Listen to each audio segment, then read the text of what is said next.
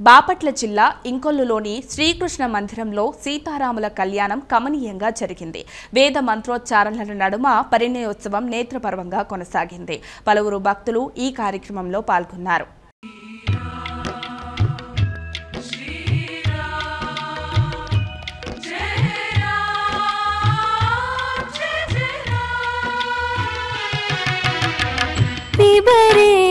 రామరసం రసనే పిబరే రామరసం